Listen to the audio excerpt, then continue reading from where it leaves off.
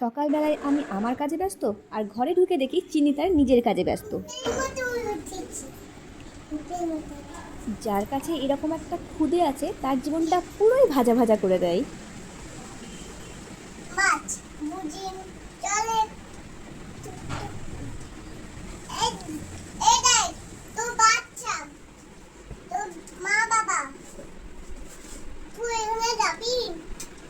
চিনি, তুমি যে চাপলে একা একা, এবার একা একা নামো তো দেখি কেমন করে।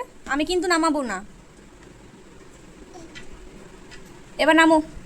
বাড়ির কোনো জায়গাটাই আর কিন্তু নিরাপদ নয়, সব জায়গাতে ওনার হাত পৌঁছে গেছে। আবার কি নিচ্ছ?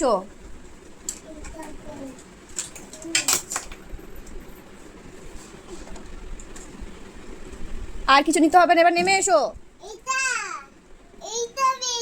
ওটা কি? আচ্ছা এবার নেমে যাও, এবার নেমে যাও, এবার নেমে যাও, দেখি কেমন করে নামতে পারো, দেখি তো কেমন করে নামতে পারো, দেখি তো।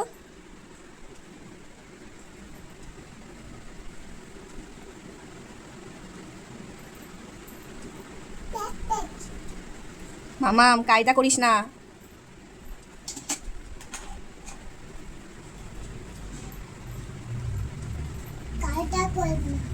আর কিছু বলার তো উপায় নেই, কারণ আমি যাই বলবো তিনি সেটাই নকল করবে।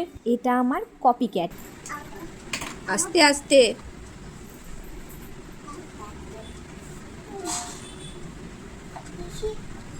আর কিচ্ছু শেখা বাকি রইলো না, সব শিখে গেল চিনি বুড়ি, সব শিখে গেছে। ঘরের কি অবস্থা করেছে, সব এক জায়গায়। আর কলাটা কে খাবে? এই কলাটা অর্ধেক কলা খেয়ে রেখেছো কেন তুমি? খাও কলাটা পুরো।